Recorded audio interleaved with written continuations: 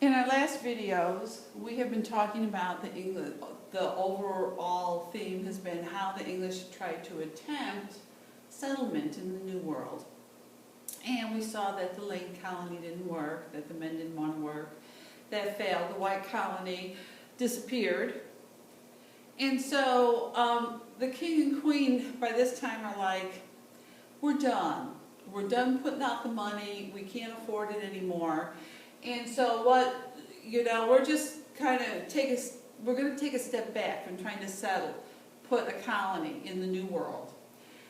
And so there were some businessmen that got together and they went to the king and they said, if we put up the money and make it a business deal where people invest and then when the colony becomes profitable, they get a profit from it, can we have permission? And the king said yes. And so Jamestown is the name of that settlement. So the white colony failed, and now Jamestown will be the first English settlement, but it didn't happen easy. And that's what we're going to look at next. Here is our vocabulary. This will give you a hint, starving time, as part of it. What's coming up? So a company was formed by investors, and they wanted to create a colony. It was called the Virginia Company, and they were going to name the colony the Virginia Colony, after the company. They advertised for people to come, make the colony profitable. Come on in, be a part of this, have a profit sharing, work hard, come to the New World, and in a sense, make your fortune. They advertised all over England and parts of Europe for people to come. And you have to remember that in Europe at this time, your wealth was determined by if you own land. And the majority of the people did not own land. They were tenant farmers, or they worked in factories. And so owning land, which determined your wealth, was done by a very few. This is a picture of the map of Jamestown. You'll see the houses were very close together. They were in this triangular fort to protect them from the Native Americans, because remember, the English weren't very adept at creating good relationships with the Native Americans. This is what Jamestown looks like today. You can go visit it. You will see the size of the houses are very small, how close together they are within this fence. Each home had a little space for a garden. They had more crops outside of the fence. How did Jamestown work? Like the other two colonies, it began as a nightmare. And the nightmare started even on the way here. They left in 1606, so remember this is well past 100 years since Americas were discovered by Columbus. 40 people died. When you had people willing to come on this trip, and 40 people who will not be working, that is a huge loss. Then, once they got here, these people who came, they died from disease, they died from very poor water, they weren't ready for the rigors of establishing this colony. Gentlemen colonists, again, people who were interested in just making the money, being investors, they would not work. They were interested again in finding gold. The gentlemen colonists left game, deer, other animals in the forest. They just left them alone. They never went and fished, for their food. And the settlers wasted time again looking for gold instead of hunting and farming. They wanted quick money, they wanted to make a lot of money, and they essentially had their priorities all messed up. So the result of that was that they were facing winter with no food. And it was just another repeat. It's like they just didn't get it. They didn't learn of the Lane and White Colony.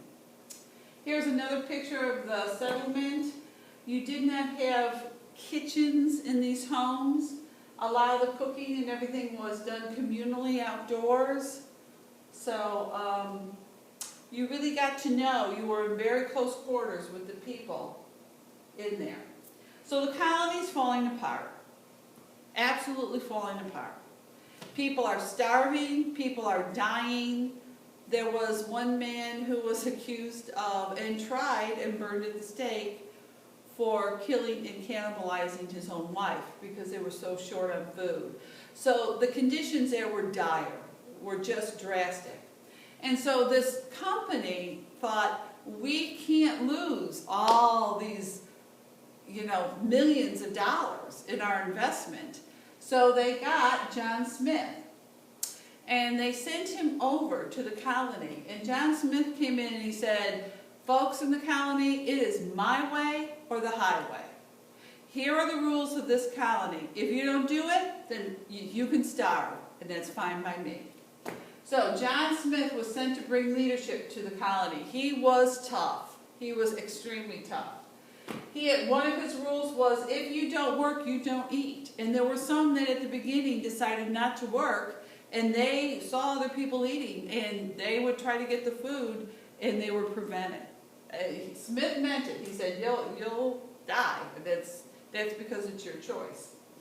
But under that strict leadership, under those strict guidelines, the colony is beginning to improve. And Smith, again, with the ethnocentric kind of mindset, invades the Native American villages around there to get food, to keep the colony going and keep people from starving. Here is one of the main things that all the colonies had. And remember, the reasons for exploration was also faith. And so the church was very, very important in all these colonies. And especially when you're dying, you don't have control. You don't have enough food and you can't get the food. You go to seek something bigger than you for help. So the church was very important. There were terrible high mortality rates during the starving time. They arrived with 104 colonists, and it was dire. By that spring, you hit January 1608, there were only 38 that survived. By 1609, 300 more immigrants. 38 people really can't build a colony. It's not enough. So the next year, 300 more people come. And by the spring, going through that next winter, only 60 survived.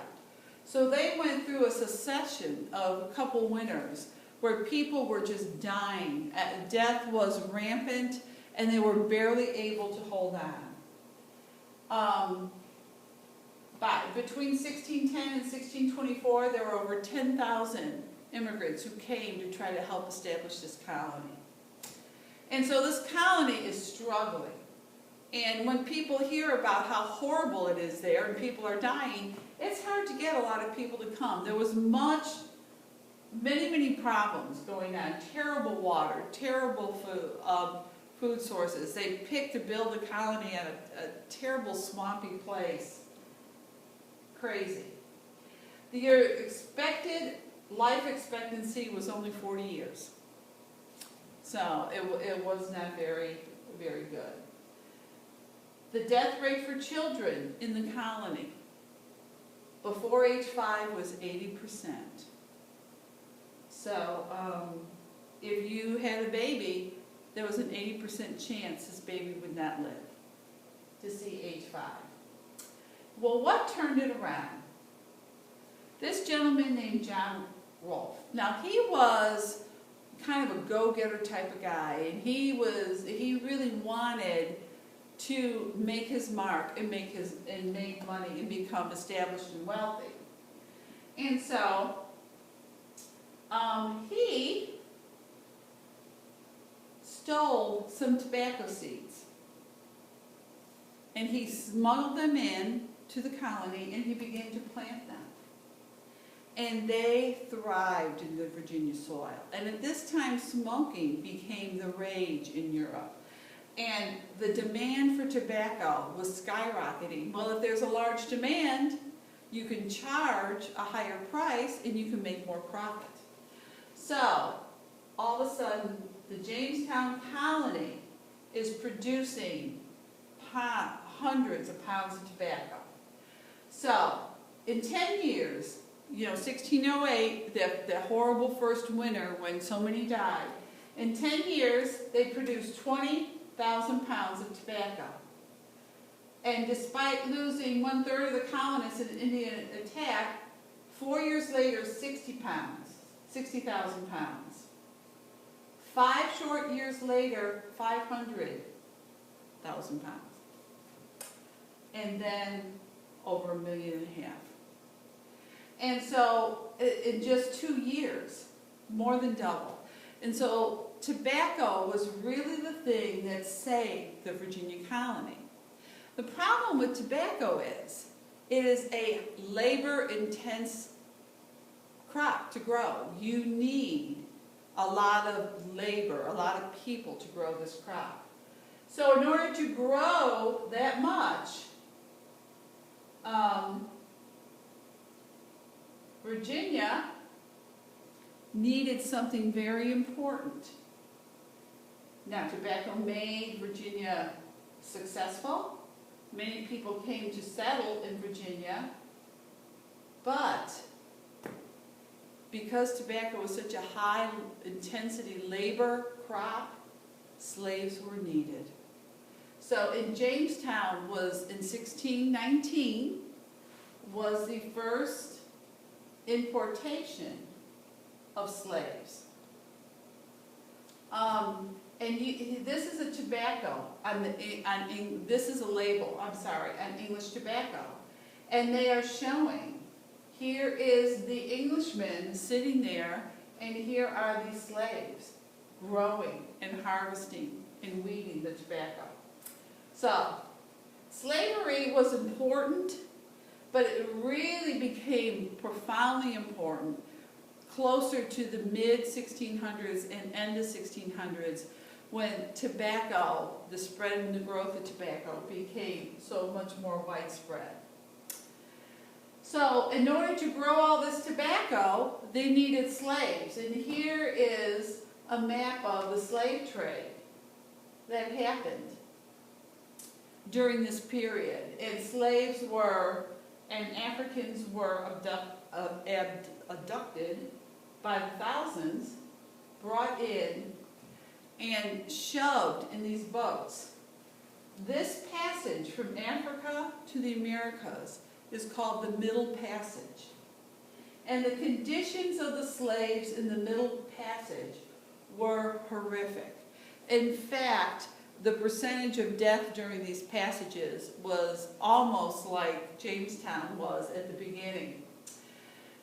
In fact, there's stories and documents from captains' diaries and slave testimony that the death rate of the slaves in these ships many times was so large that they would throw the bodies over, in the ocean to get rid of them. And that sharks began to learn and follow the ships because it was free and easy feeding. This is a drawing of a slave ship. They are in there like sardines, very little room. They are manacled, or they have chains on them to hold them there. And the conditions, there's no air, they're not fed well, the conditions are horrific. This is, many times they would have them chained over in a bent over position. As you're watching this video, just stop and take a few minutes to really look at it. You would have the sailors, the workers, trying to keep them in control. So slavery in the colony, slaves were considered as chattel, as second-class people. And we will continue this in the next video.